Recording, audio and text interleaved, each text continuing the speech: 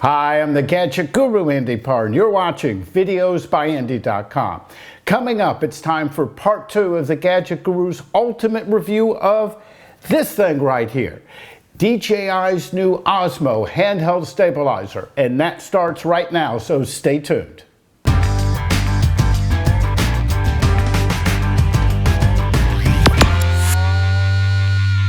In case you missed part 1 of the review and you want to hear my thoughts about the case and the packaging as well as the microphone and audio issues that surround the DJI OSMO, click right here and that'll take you to part 1 of the video. And trust me, we go through a lot of stuff. Oops, that one about hit me in the head. We have microphones. We have this type of microphone. We have Bluetooth microphones. We talk about the case. We go through a bunch of stuff. If you haven't seen it, click right down here. After you do watch it, there'll be a link to bring you right back here, so you won't be missing anything. Okay, let's start with the actual name. DJI is calling this device the OSMO. Now, I don't know about you, but when I first heard that word, and knowing that we've seen pictures of this, knowing what it looks like, that it's kind of a robotic handheld stabilizer with motors and gimbals and a bunch of neat technology in here, my first thought, and let me get the name right here, it made me think of Honda's robot, which is called the OSMO. Now look, that's spelled A-S-I-M-O. The names are similar. It's a robotic device. When you look at the head of this, you know, on the body and everything, there's a lot of similarities there. And that left me scratching my head. So I contacted a DJI rep and I asked, what does OSMO stand for? Because my second thought was, it's an acronym, the original super machine, whatever, you know, that it meant something. And he got back to me, he goes, no, it comes from osmosis. Well, go look up osmosis. I know what it is. How in the heck does that have anything to do with a handheld stabilizer? I used to have a reverse osmosis water filtration system in my house. It made the water taste better, and I just don't get the correlation. Now, by the way, the video that you just saw of the Honda OSMO was received directly from Honda, and it's appearing in this video with permission of Honda. And Honda, thank you very much. In fact, they haven't heard of the OSMO. Now remember, they're into cars and motorcycles and robots and all kinds of things. And they were kind of concerned that a robotic device with a similar kind of shape, granted it's a human-sized device, that had a similar name. So, you know, again, I wasn't not trying to start trouble, but that's what's nice about having been in this industry a long time. You have contacts, you can pick up the phone, you can ask people, you know, what's the word on this? So that's about the name. Now, I've already gone through the case on this. Sorry, I'm just going through my notes right here. In the previous video, we went through the audio. Now, let's talk about the video. And I want to give you a few examples here. Now, when you go back to part 1 of the video, you'll notice I had OSMO using this tripod right here, set here. It's under the same exact lighting conditions that the camera you're looking on here. And, you know, this is supposed to be a video machine. Now, they were both processed the same. They were both shot in the same resolution, under the same lighting, the exact same conditions. We know about the audio, but here, let's take a look at this shot here. This was a shot, and you can see by the picture-in-picture, the larger image is taken from the OSMO. The smaller image is coming from the Panasonic Lumix, and I can even switch that around. Now, granted, the Lumix, heck, their lens costs more than the OSMO right here. But, you know, in terms of, and oh, by the way, the OSMO, everything was on automatic settings. You would think that you would get a better picture out of this. Now, I've taken the OSMO. I know, again, here's a link to where I took this on a Royal Caribbean cruise, and I got indoor and outdoor. I got shots of water. You know, we talked about the horizon and, you know, that it required some adjustment along the way. You know, it seems that the best video that I've gotten off of this is when the lighting source is behind me. That something in the lens is just not reacting really well to when it's looking at light or light is coming from the side. But when you're walking, and you know, I'm sure I have some shots where you're looking at water and the sun is behind me, or you have brightly colored images. Now, when you're taking this from, you know, that type of setting to indoors, it didn't really capture the color hours of what you would expect to get from a camera, or what I would get from an iPhone. It just, there's something in the processing there, and I can't tell you what it is, but maybe this thing will get improved, because the lens is a decent size. I mean, I have some point and shoot cameras with lenses a lot smaller than this. I mean, heck, look at the lens on the back of the iPhone. It's you know, it's tiny. You know, it's 1/8 of an inch, and you get some bright colors. So I have to think it's in the processing in there. So I'm a little puzzled by that. Now, I will tell you on the positives. You know, people say, okay, why do you buy the Osmo? Why would you buy one of these? Well, first of all, it's very cool. You know, when I walked around with it, people were stopping and saying, hey, what is that thing? You know, it's a great conversation starter. But for $650, hell, I'll go buy somebody a drink and they'll talk to me. You know, and that'd cost me a heck of a lot less. Now, you think with the built-in stabilization and everything that comes on here that you're going to get a perfectly smooth image at all times. Well, you do and you don't. You know, if you're using a huge steady cam, just because you put it on and you walk around, that's not going to give you a perfectly good image. You have to learn how to use the steady cam. You have to learn how to use the Osmo too. If you're just trying to walk or run and expect this to give you a perfect image, it's really not going to do that. But if you really learn how the images work well, like here's a shot of elevators where you kind of follow the image, or something that you're doing slight movements, or something where you're pulling in or pulling back. I find that to be, you know, pretty good for this. But then again, so do most cameras in a similar situation. There are some situations, like, you know, in a car with some kind of stabilization, it helps take away those type of bumps. It doesn't do great on footsteps. In fact, the next video I'll be working on this, and don't push me, it's going to take me a couple weeks to get it right, is a full comparison of the Osmo to the unique steady grip. Now, let me tell you, they're two completely different type of objects, but they both, you know, are copter companies that have come out with ground solutions that give you some sort of handheld stabilization.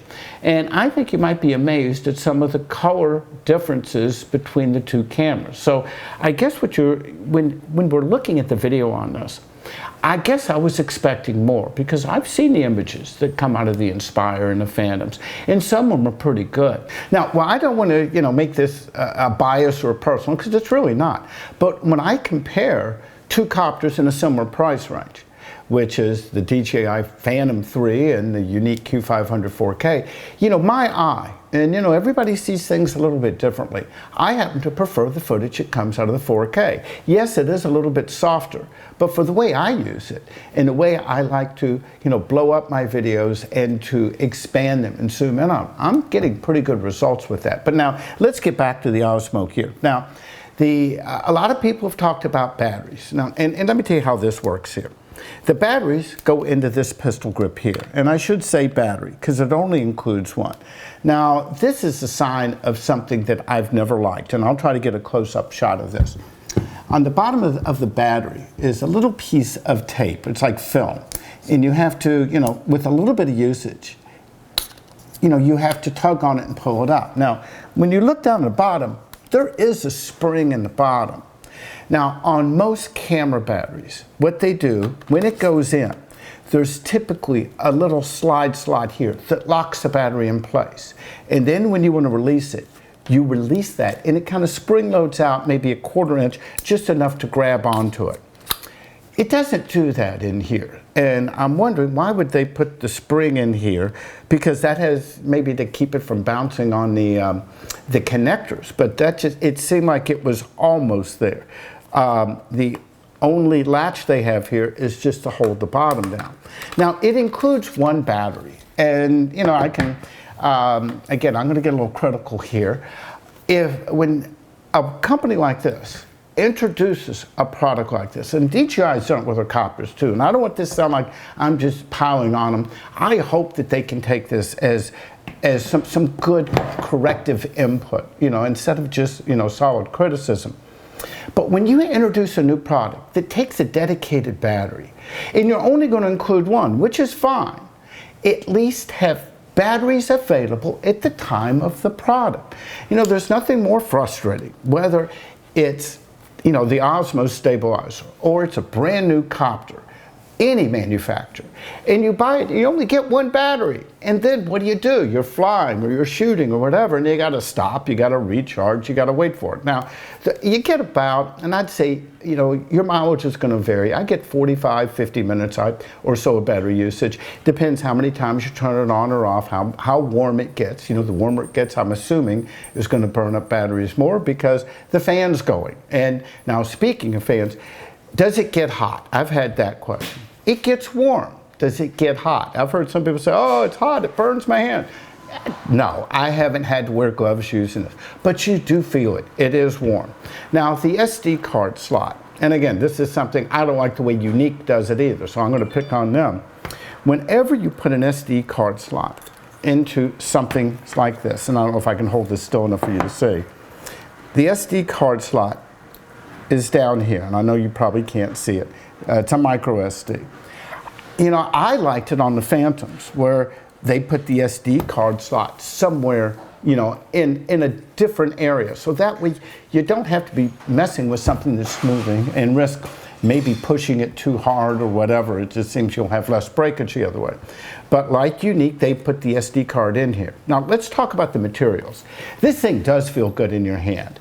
It is made of solid materials. You know, compared to the Steady Grip almost feels like a toy compared to this.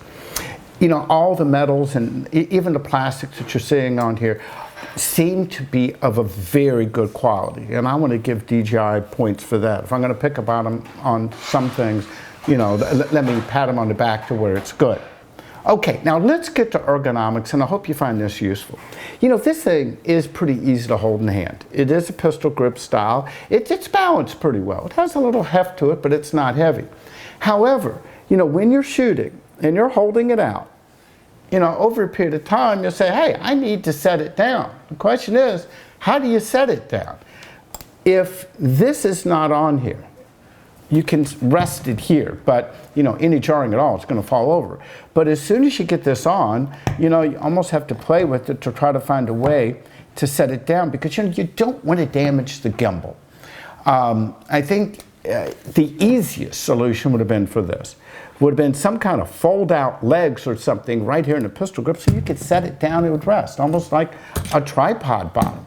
That would also give the opportunity to keep it stable and you could use it, you know, for other uses. You know, there are times you could set up your shot, have it in a tripod shot, but to have some way to stabilize it or lean it over. But you know, I found that myself, that you're out shooting, you don't always carry your case with you. You might take it outside and want to set it down. That was just kind of weird. Now, who is this for? You know, I really can't answer that, but I can try to give you some input based on 2 weeks of usage for it.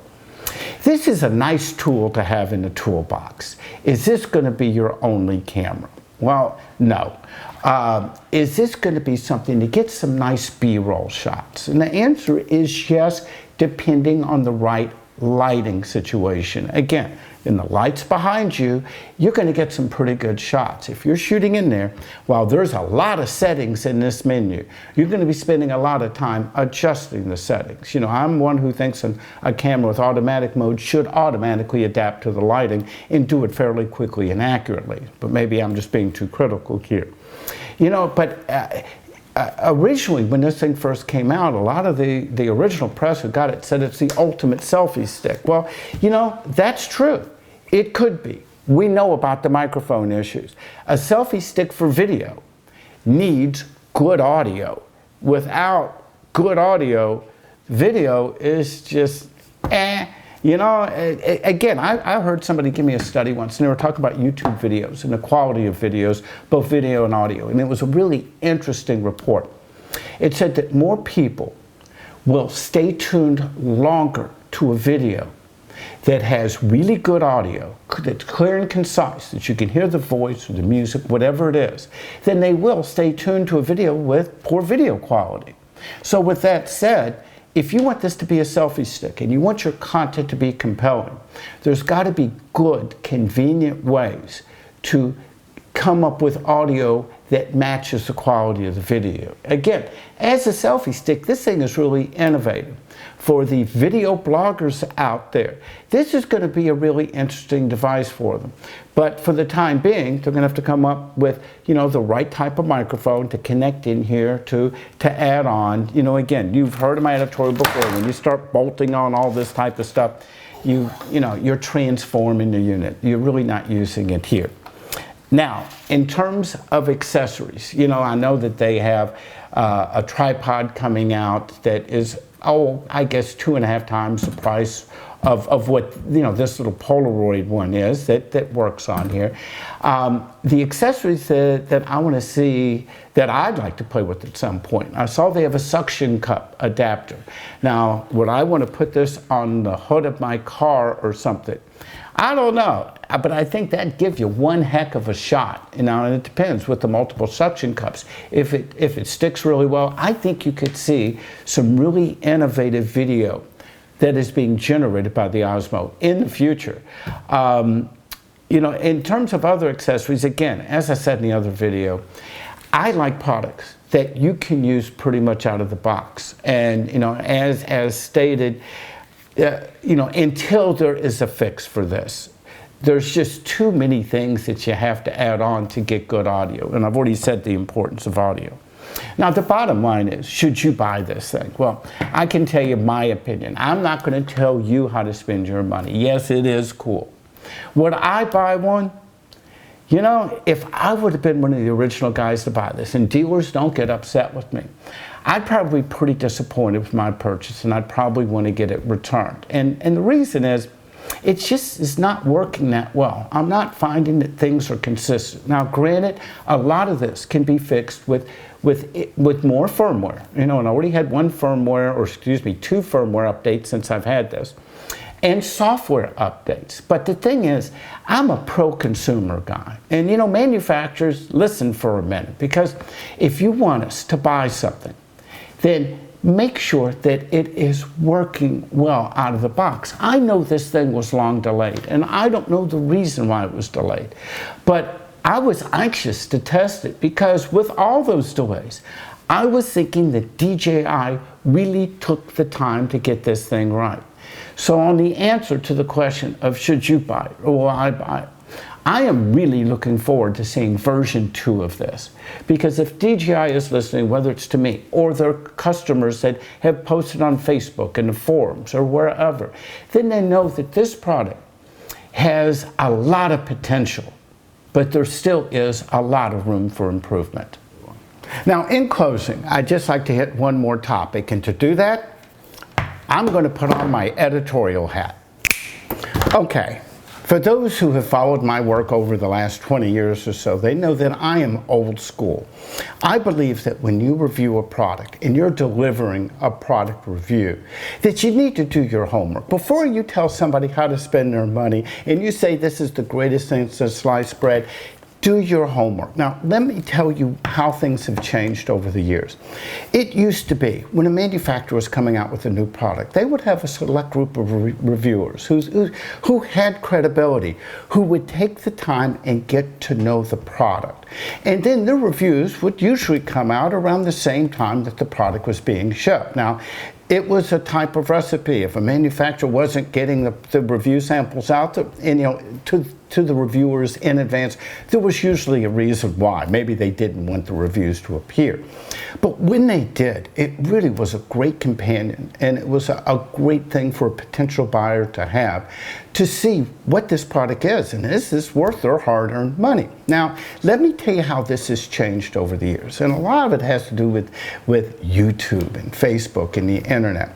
And again, bloggers. Yeah, I have a blog. I was early in the internet days. In fact, I was so early that I've been called by some pretty major names in the blogging industry and the news reporting, or let's say online news reporting industry, that the Gadget Guru was the godfather of the modern tech blog. And I'm proud of it. But let me tell you where it's kind of strange these days.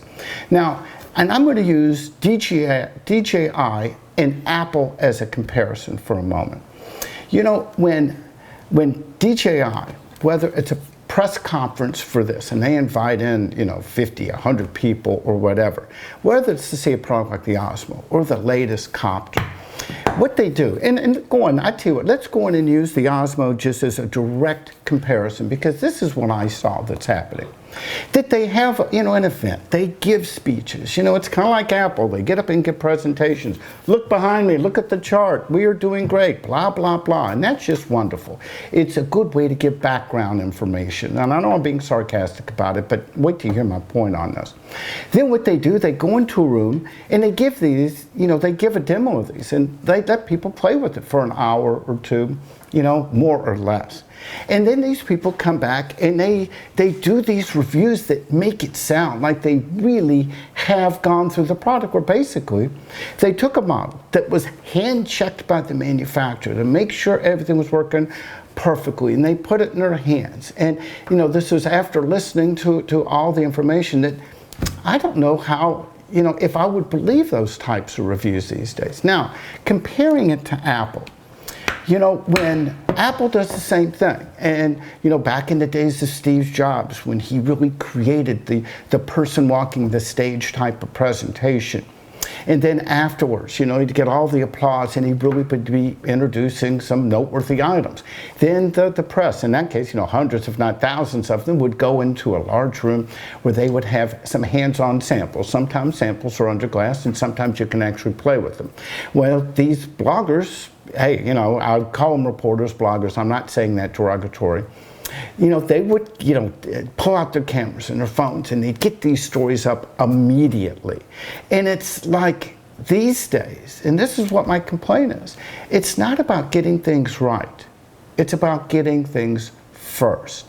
Now, I don't know what we do. I mean, the days of instant information are so good about so many things that when it comes to products, and I don't care if it costs $1 or $650. Those who are reporting on it, I hope you really take the time to get it done right. And the only other aspect that I have to do on there is that when you're watching a product review, just you, as a viewer, you look, did this person really take the time to get to know the product? Is what they're telling you, is this from a hands-on experience? And you also have to look, who's behind them? Are there dealers behind them? Are they pushing products? Is the manufacturer? Is there any kind of, coercion? And again, I'm not accusing, because there are some really good reviews and good reviewers out there. But I was just going to say, as consumers, just watch carefully, and before you let a review, make a decision for you. Use your head, and then make the decision for yourself. Okay, so that's it for now. For videos by Indy.com, I'm the Gadget Guru Indy Par, and I'll see you online, and I think maybe I'll wait for Osmo version number 2.